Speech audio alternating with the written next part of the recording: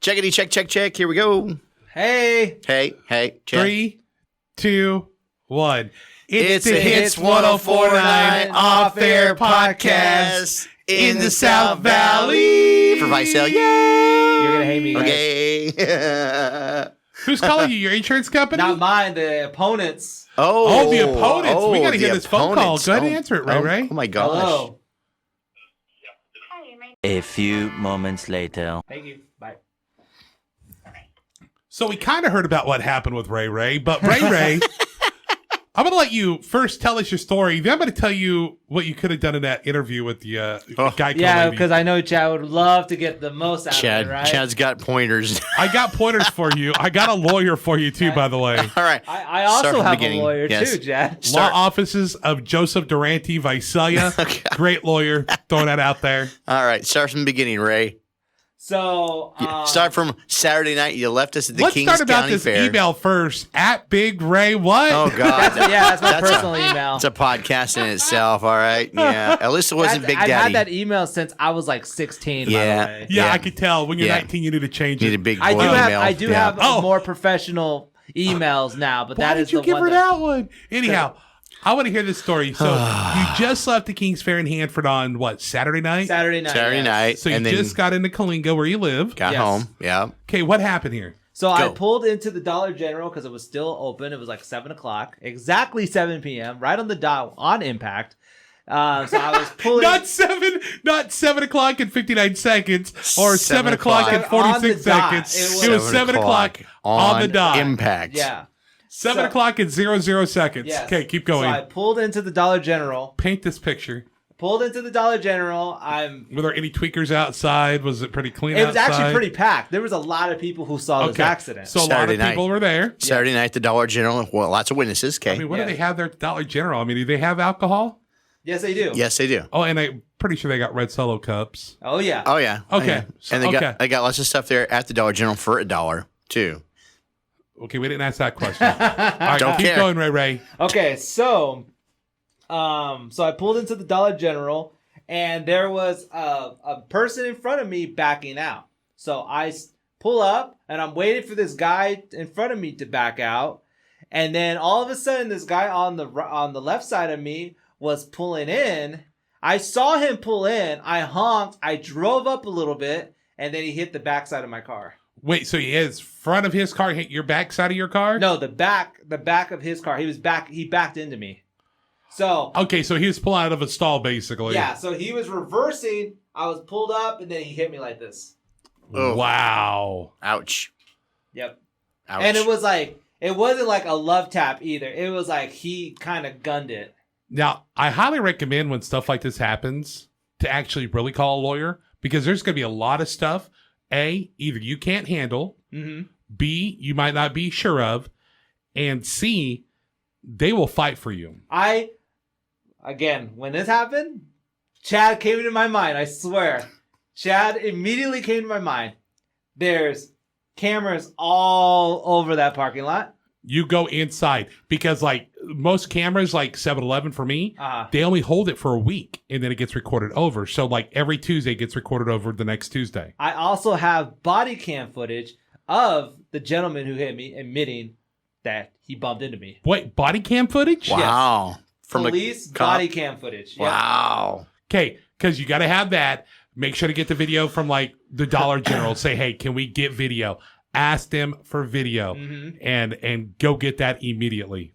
Oh, yeah. So I immediately, again, because I know, how many accidents have you been in, Chad? Many, but the last one that almost killed me, that one is the one that she tried to put it on me. She tried to blame me for everything. Yeah. So even though she told the cops one thing, she told my insurance and her insurance a whole different story. Right. So, I mean, you can't trust people. I don't care what they say. Don't trust them. And if you guys didn't hear on the line, it sounded like the guy was there.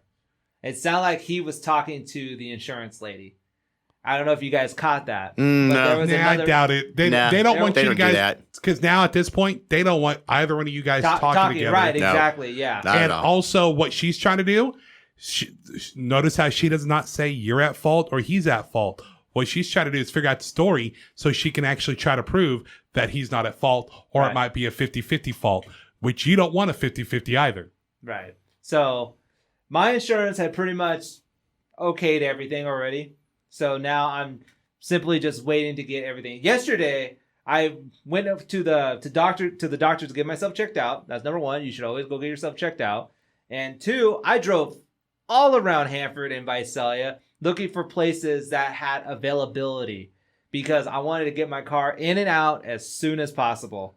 And that's a tip that a few mechanic friends and family members have taught me. It's like, if you get into an accident, go look around at shops for estimates and availability. But also got to be careful. You don't want to get robbed by the people you're going to have it done with. Like for me, I knew who I wanted to take it to. So like, that's why it went to where it was. And it didn't go to somewhere that, my insurance wanted me to take it to. Yeah, luckily the person who had availability was also booked. But again, family friend of mechanics. I'm very lucky to have a bunch of family members who are mechanics, and we're able to ask this gentleman who owns this body shop in Hanford to clear availability for me. And I was able to get in, and luckily my insurance was able to say, well, my insurance said that person is a reliable, or it's on their list of fixers. Because you can actually take your vehicle to any shop you want. Right, exactly. Don't let your insurance tell you can't. I'm here to help you guys I'm leading you guys through all this. Keep going, Ray. So the only problem that I had was I did not have a card, so I had to borrow my dad's Suburban because the rental car place required Hertz. I will say Hertz because they require a 24-hour reservation ahead of time policy. So one thing I highly recommend too, and I think Randy might agree with me on this one too, and you, if you have it too, is rental car reimbursement.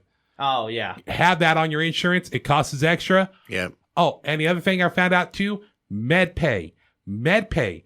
It's not also included in your insurance. It's an extra fee, but MedPay will handle your doctor bills. So here's another thing. This is one I want to ask you guys. Okay. So when you guys, I'm assuming both of you guys have been in accidents before, right? Yep. So have you guys ever paid deductibles, and how much was your biggest deductible you had to pay? I've always had my deductible set at $500, but I think I bumped it up a few years ago to $1,000. So when you have a new car, or if you're paying on your car, your loan company requires you to have it at $500 deductible. And so, because why? $500 more easy to come by than $1,000. A couple $1,000. Yep. Exactly. Yeah, the damage onto my car is roughly about $4,000 to $5,000. Okay, but that's what they're looking at so far. Mm-hmm. Wait until they go in further. Wait until they go in deeper. Right. Because that's what happened to my truck. Once they dug in more, they found more problems. Yep. I mean, that's when they found out, oh, your frame was collapsed, which I'm like, duh, I told you. Yeah. But anyhow, thanks, Geico, little lizard. That's what happens. Ray. But yeah. Oh, so anyhow, when you're talking to your insurance company or their insurance company, number one, say, yes, I was injured. Yeah. And I'm still trying to figure out all their injuries. Mm-hmm. Two, why did you just say you had a few more people in the car with you? Chad. Okay, but you don't go with that one. But there was witnesses there. But Chad. you say you're injured because you may be injured. You don't know yet because it's only been 2 days. Couple days. So it takes a while for your injuries to pop up because you could wake up tomorrow and not be able to move. Right. So that's why you say something like that. Because your adrenaline is still going. Like it took me after my accident, I still worked 3 days, but that's because I was like the only person I was able to work for what we were having to do that week. And then finally, when the relief came, I was able to take a day off, and that's when everything just finally hit. My adrenaline went out. I mean, at that point, I was just tired, mentally, physically. And I mean, I've already had 2 surgeries since my accident, and I'm still not fixed. Yeah, I took every little trick of the book that pretty much was just like, okay, well, I gotta do this.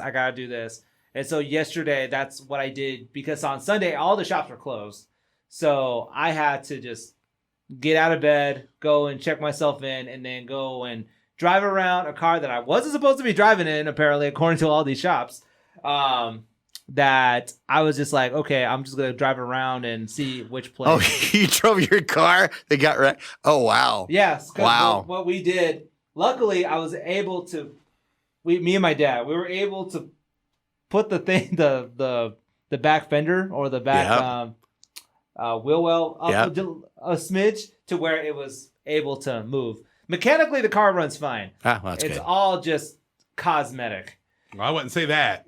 Just yet. Because you don't know about, like, you know, like the wheel well. You don't know about, like, the struts and stuff like that. The rear that. end's bent. You never know. Yeah, everything's getting checked on. My insurance is covering it. But I'm just, Because even for mine was what, when they first looked at it, was $7,000 job is what he said. And that's why I go, are you sure the frame didn't collapse anywhere? He goes, oh, no. I'm normally pretty much right on this. I'm like, okay. 9 months later and $20,000 later, he was not right on that. And a new frame. $1,000 for a $22,000 truck. Yeah. Is how much my insurance paid, which is outrageous. Yeah, crazy. It makes no sense whatsoever. Should have just told you out. I keep telling you that. I'm like, I'm surprised they didn't tell you out. They finally realized how, because they even fought me too, because I was like, all right, I'm going after him for loss of use. 9 months without a car. So my loss of use claim was $10,000. Oh man, yeah. That's what I was more worried about too, because I was just like, I'm just thankful that the airbags didn't. But luckily for Ray, that it was just more fender bender-ish than Chad's severity of his accident. And also another thing I was thinking too, great reason to have a lawyer to look at everything too for you, is because their insurance and your insurance might try to, you know, just pay you enough just to get you to walk away. Right. At least your lawyer or whoever you have represent you, you know, it could be like Uncle Vito or whatever. Whoever you have, defend you, can find out how much their policy is worth, how much your policy is worth, and you can get the right amount that you deserve. Because, I mean, that should not have happened like that. That guy should have been paying a better attention. Yeah. I mean, it was clear, like, who's like, it's from the beginning, from the cop and everyone who was around, it was like, I'm pretty sure it's going to get cleared up pretty quick. There's a lot of witnesses. But you don't want quick. Because, like, once you sign that paperwork that says, okay, I agree to everything, you can't go back and sue for anything. You can't go back to insurance for anything. Say if you have something wrong with your back now, you can't go back. Once you sign that paper, done deal. Chad needs to go to law school. He's up to par with all the. Chad needs to become an ambulance chaser. Yeah, well, it's just more of, you know, I don't want you to, you know, like, even if wasn't you, like, if you were at fault, you know, I don't want the other person to, to kind of get, you know, screwed in this day and age nowadays. But, I mean, it's something you have to know. It's something you have to pay attention to, because you are now rightfully deserved to make sure you're A-okay and your car gets back to normal. Oh, yeah. And you have a little bit something on the side. I mean, did you not have to miss work? I did. I mean, pain, suffering, loss of wages, right there. Okay, well, there you go. Yeah. Any other questions, Ray, that you want to ask Chad here? Other than thank you for covering me, Randy. Oh, no problem, Ray. Once again, Law Office of Joseph D. Durante here in Visalia. Great lawyer. And Chad Stafford Incorporated, apparently. No, can't say that legally. So, drone show coming up. Drone show coming up on July 3rd. The city changed the logo back. Did I see that? Well, no, they're calling it the Legacy logo. The Legacy it's logo. A Legacy logo. So that way they can still use A, the old logo, and B, last night they were supposed to have a meeting about working towards about having local artists submit stuff. Right. So that way they can maybe come up with a new design. So that way they can have two different logos. Okay.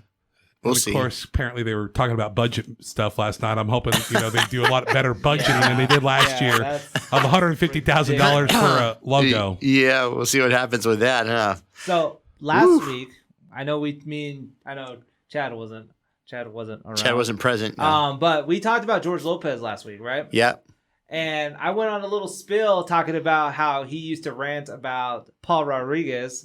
And guess who decided to come to the Eagle Mountain Casino? Paul Rodriguez pops up. That's hilarious, too. Did you see the video? Yeah. Of him? Yeah. It's like, I was like, that's old beef coming back to haunt you. See, and the best thing is how quickly that story, I mean, like, I even sent stuff to TMZ, too, saying, hey, here's what happened in a hometown next to me. And, like, everybody sent stuff to TMZ. So once the video got out of how it all went down, that totally made him look like a horrible person. Yeah. And I like the fact you weren't supposed to have cameras there, but somebody stuck theirs in. Somebody did, and they probably got some money for that video too from TMZ. So, Lopez's crew, oh no, blame it on the casino. I'm sorry, I saw the video. Don't be a wuss, Lopez. That's right. But I love Paul's video too. Yeah. That was great. It's going to be fun. Yeah, to illustrate what happened with Paul and George. They've been longtime rivals for a long time. And look what they did too. I mean, Eagle Mountain Casino, they made sure they're making sure that they're getting their money back. Anybody who had tickets and get to go to another show. And get to go to another show in this year. Yep. Although I did talk to somebody who said that they have not been contacted about getting their money back from that show yet. And they had like 3 or 4 tickets. All on the podcast to your right. Yeah. If you bought a ticket, please contact the casino and get that sorted out. Well, no, they did contact. They just haven't heard back from the casino. Exactly. Yeah. Got it. But they can still go to the Rawhide game, though. Yes, they can. And that's tonight, too, by the way. Yep. That's right. The angry comedian. I mean, that's freaking awesome. I mean, like, they got on that just like that. Yeah. Eagle Mountain Casino jumped on everything. I mean, right now, Eagle Mountain Casino, they're looking like the heroes. They are, yeah. Yeah, they are. Awesome. All right, guys. So there you go. Podcast number, 43, I think. And Ray is still alive. Yeah, Ray is still alive. Checking in. And I'm going to have him call my lawyer once we get done. I told the guy. Thank God. I was telling Hector, I was like, you missed, dude. You were supposed to aim for me. Come back and finish the job. Oh, here's another thing. One last thing. Yeah. Whenever an accident, don't claim whose fault it was. Right. Shut up and wait for your lawyer. It's like the guy admitted on the body cam. Yeah, on the body cam. Yeah. Yeah. So, don't admit guilt, period. Even if you are, don't admit guilt or innocence. That way it does not get you in trouble. Oh, God. All right. There you go. There's another podcast. Peace out. Later.